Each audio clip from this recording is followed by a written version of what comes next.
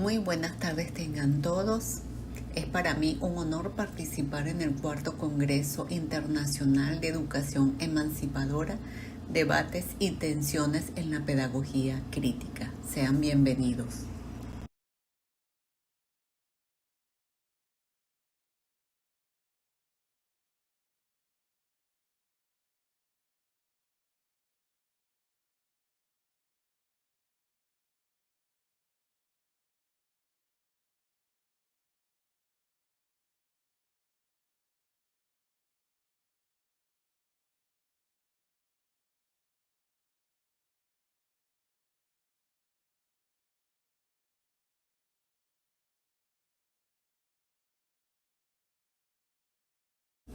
Inicio mi ponencia con la siguiente interrogante: ¿por qué nuestras conversaciones públicas son más superficiales, nuestras decisiones más impulsivas y nuestras estructuras sociales más desiguales?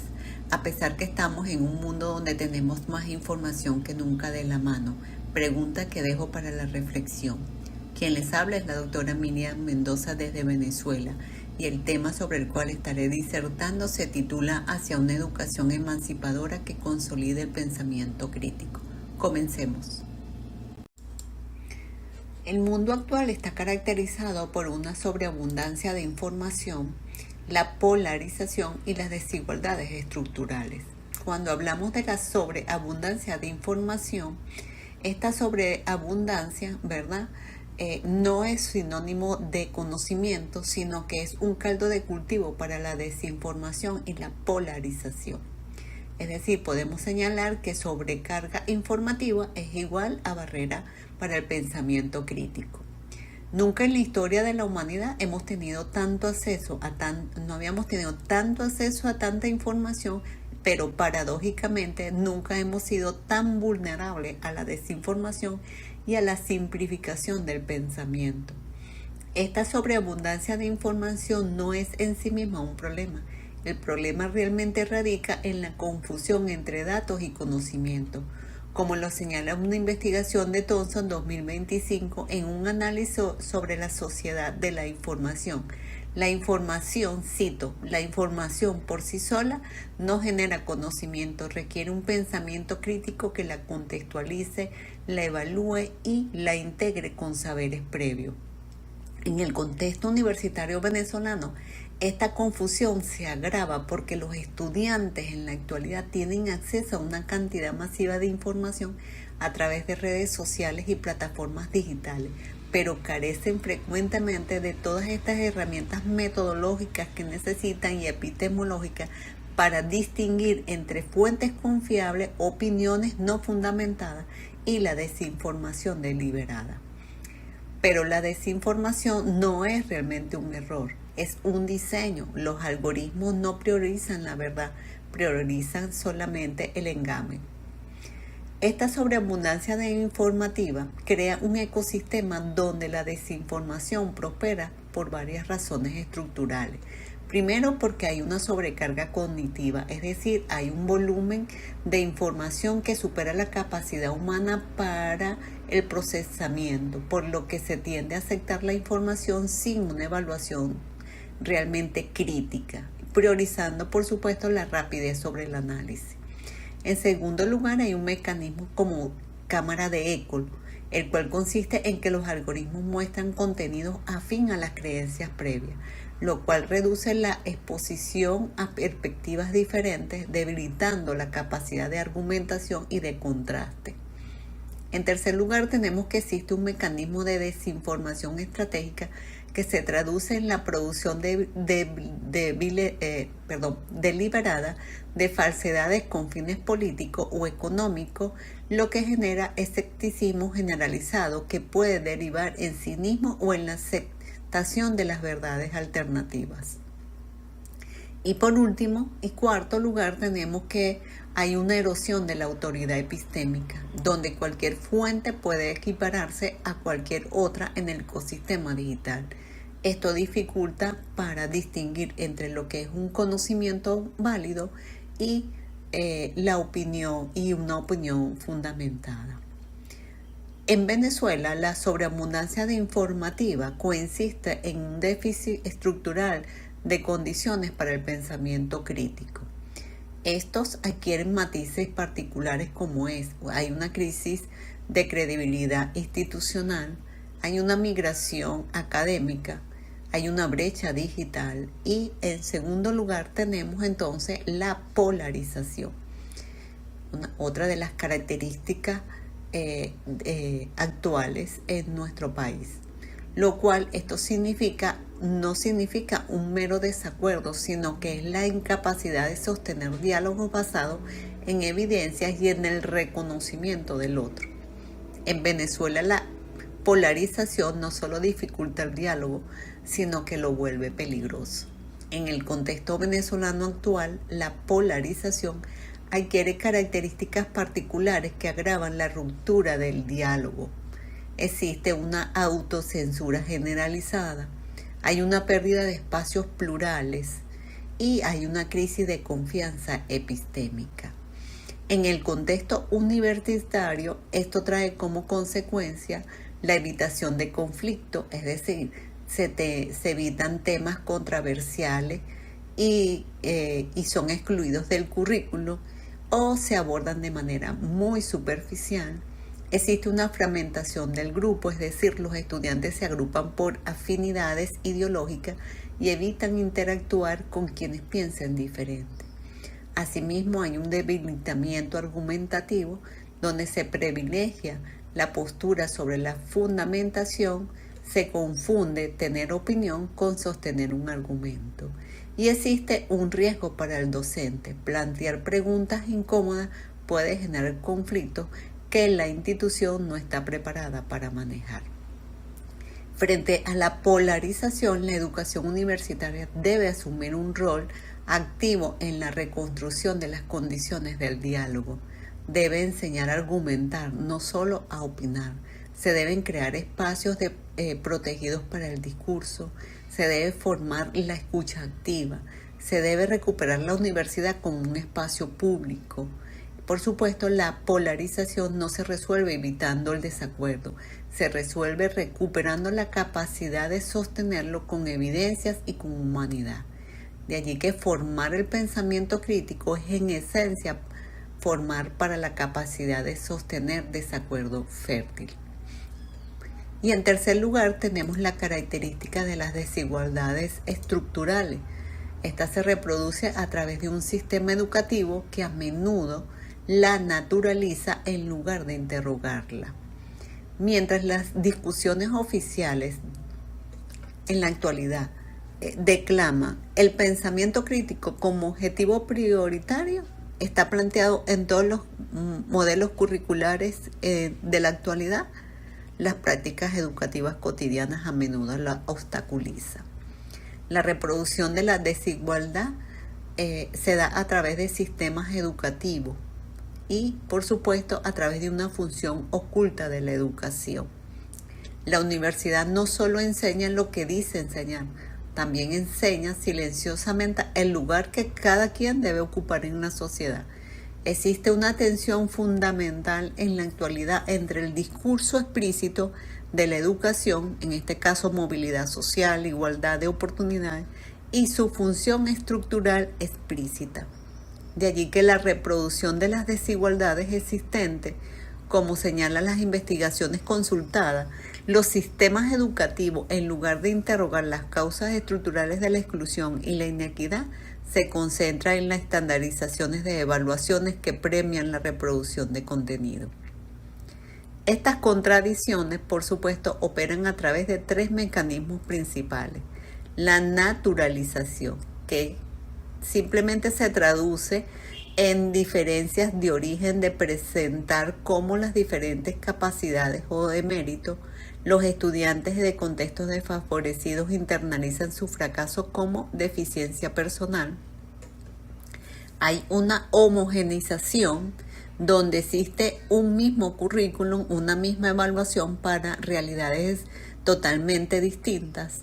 Las diferencias estructurales se convierten en desigualdades de resultados.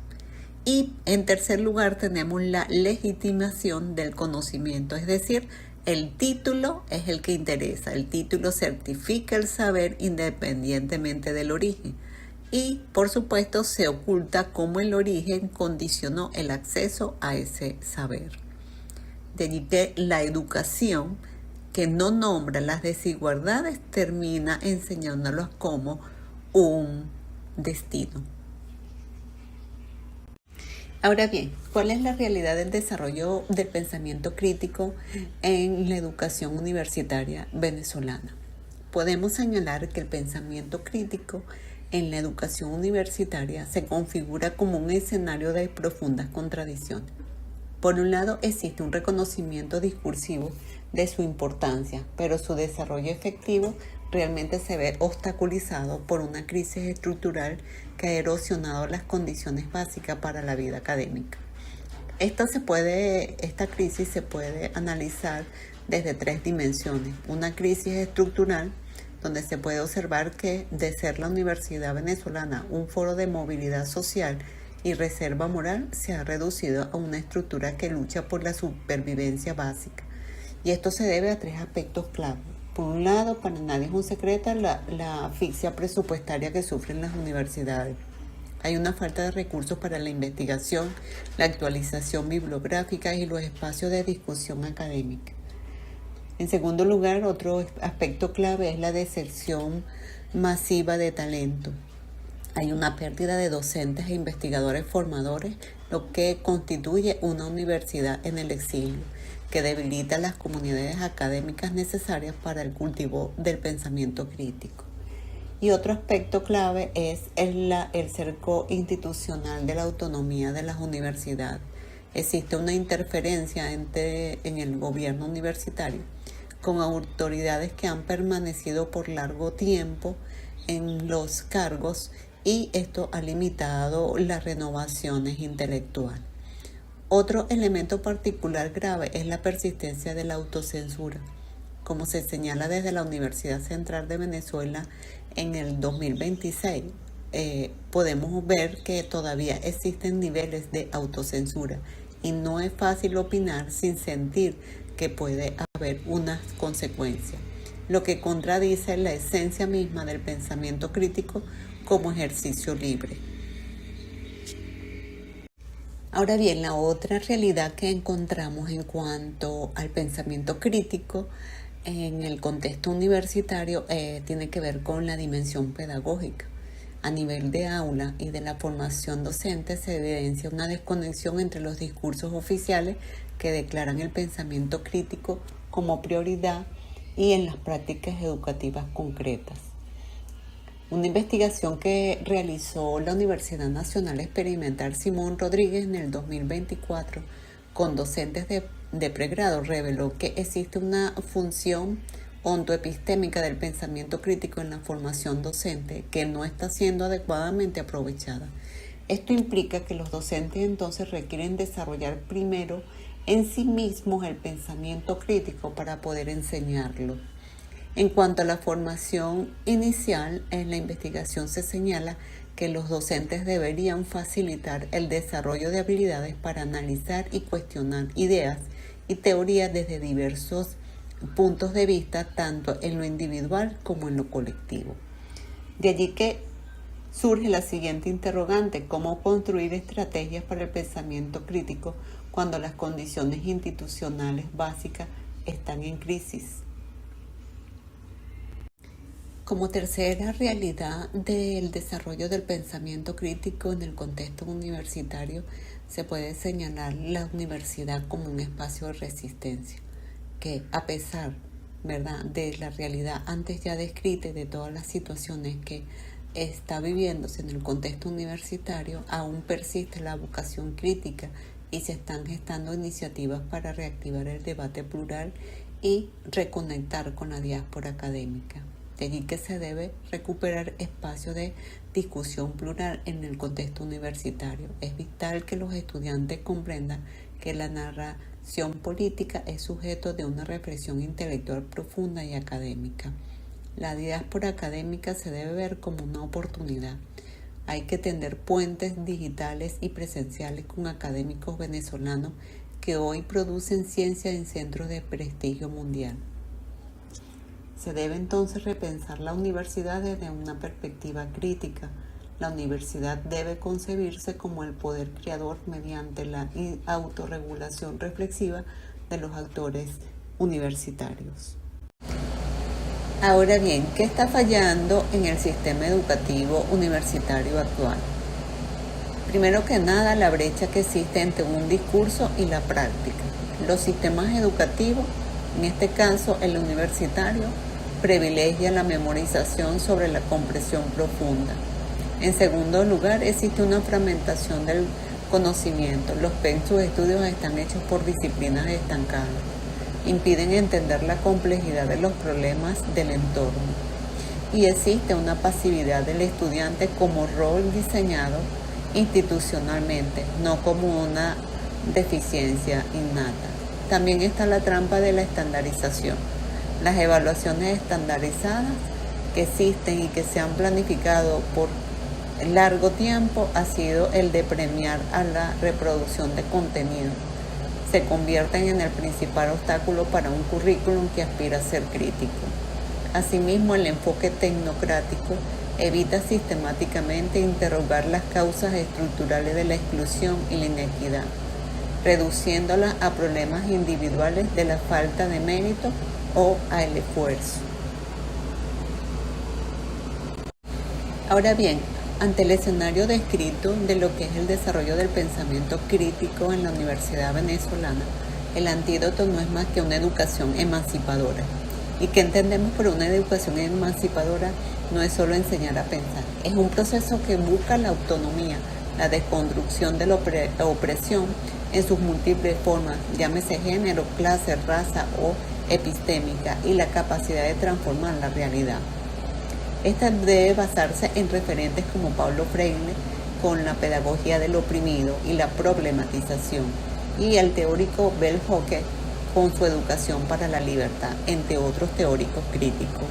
El pensamiento crítico se debe consolidar más allá de una habilidad técnica, es decir, no como una lista de habilidades blandas, sino como una postura ética política que implica, primero que nada, activar la curiosidad radical, es decir, preguntarse por el origen de las cosas, hacer un análisis de poder, a quién beneficia esa verdad, una reflexibilidad cuál es mi lugar en esta estructura, y por supuesto una acción informada. El pensamiento crítico sin acción es solo un ejercicio académico estéril. La educación emancipadora no añade más información, sino que construye las herramientas para interrogar la información que ya nos inunda. Por lo tanto, la consolidación del pensamiento crítico es la vía para romper entonces con la función reproductora de la educación. Y entonces, para que se consolide realmente un pensamiento crítico en el contexto universitario, esto implica hacer una disrupción de las prácticas tradicionales que naturalizan por unas prácticas emancipadoras que interrogan. Se debe transponer la visión de que el currículum es universal y neutro por un currículum que analiza colectivamente qué saberes se valoran, cuáles se excluyen y por qué.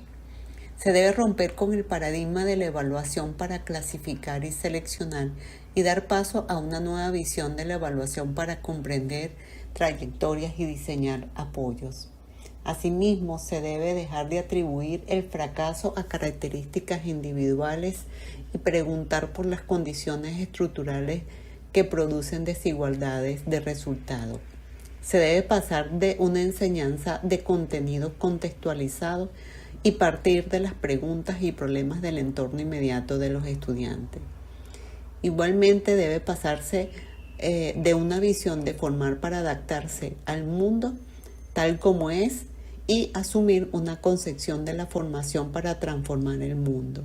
Las prácticas más efectivas para consolidar el pensamiento crítico son las que parten de las preguntas y los problemas del entorno inmediato de los estudiantes. Cuando el punto de partida es la realidad vivida, la educación ya no puede naturalizar la desigualdad, sino que debe nombrarla, analizarla y abrir las posibilidades para transformarla. Frente a esta realidad, el desarrollo del pensamiento crítico debe centrarse en competencias específicas para la era de la sobreabundancia de información. Primera, que nada se deben desarrollar competencias de alfabetización mediática e informacional, es decir, desarrollar la capacidad para evaluar fuentes, identificar sesgos y rastrear orígenes de la información. Generar talleres de verificación de datos, análisis comparativos de cobertura mediática sobre un mismo evento. Asimismo, se debe desarrollar competencias donde el estudiante tenga habilidades para sostener simultáneamente perspectivas diferentes sin caer en el relativismo. Debe generarse debates estructurados donde los estudiantes defiendan posiciones que no son las suyas. Asimismo, se debe generar habilidades de comprensión crítica de cómo funcionan los sistemas de recomendación digital, ejercicios de inversión de algoritmos, cambiar deliberadamente hábitos de consumo informático. Por otro lado, se deben desarrollar habilidades que permitan que el propio estudiante pueda evaluar la calidad y la relevancia de la fuente, generar co-construcciones de rúbricas de evaluación de fuentes entre docentes y estudiantes. Ahora bien, ¿cómo podemos generar cambios significativos en las estructuras y prácticas pedagógicas para realmente desarrollar un pensamiento crítico en los estudiantes universitarios? Debemos pasar entonces de la teoría a la praxis. Y quise hacer referencia a unos hallazgos que encontré en las diferentes bibliografías e investigaciones consultadas. Y encontré como un primer hallazgo que uno es la rigidez institucional como el principal obstáculo. Y en la investigación se propone una estrategia. Y la estrategia es la micropolítica de la autonomía, donde los docentes puedan crear grietas en las estructuras rígidas a través de rediseños de temas que incluyan la co-creación de contenido, el uso flexible del tiempo y unos espacios de clase y la construcción colectiva de los criterios de evaluación. Un segundo hallazgo encontrado en las investigaciones revisadas es que se debe partir de las preguntas y problemas del entorno inmediato para desarrollar el pensamiento crítico. Esta estrategia está referida a que la pedagogía de la pregunta y el aprendizaje basado en problemas situados es una buena estrategia para que los estudiantes y los docentes reflexionen sobre las realidades y las propias prácticas. Un ejemplo concreto de esta estrategia es que en lugar de hacer un examen teórico de las desigualdades, por ejemplo, proponer un proyecto donde los estudiantes identifiquen problemas en sus barrios o comunidades, lo analicen, ¿verdad?, con herramientas teóricas y diseñen intervenciones y presenten los resultados y las transformaciones de los hallazgos en las mismas comunidades. Esto convierte, entonces, señala la investigación, que convierte el aula en un laboratorio de realidad y no un espacio de simulación. Un tercer hallazgo es la formación continua de los docentes como experiencia emancipadora. Esta estrategia, ellos señalan que se deben crear comunidades de aprendizaje docente, porque plantean que el cambio no ocurre solamente con un taller de metodologías activas de fin de semana, sino que se requiere un espacio sostenido donde los docentes sean tratados como aprendices emancipadores.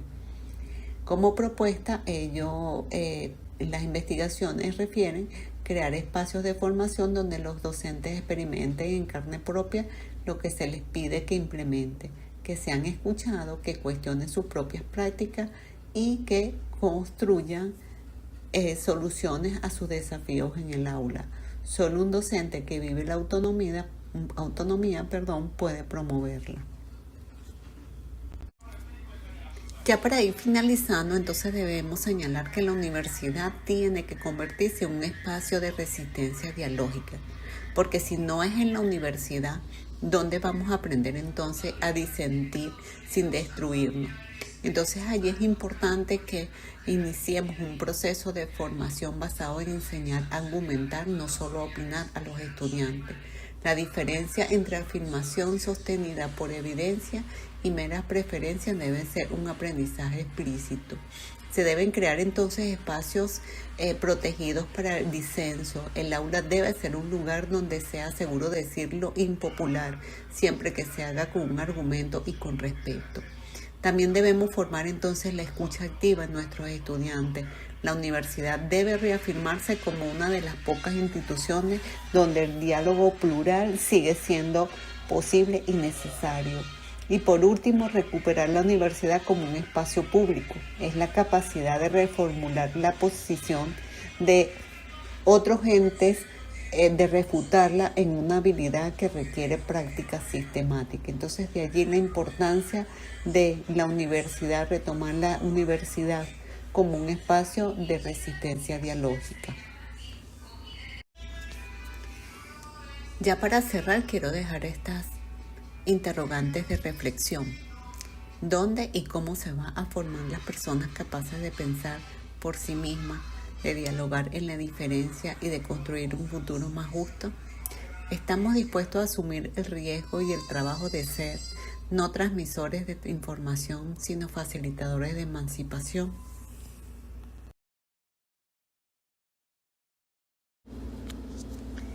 Ya con esto me despido. Gracias por su atención y queda abierto el espacio para las preguntas.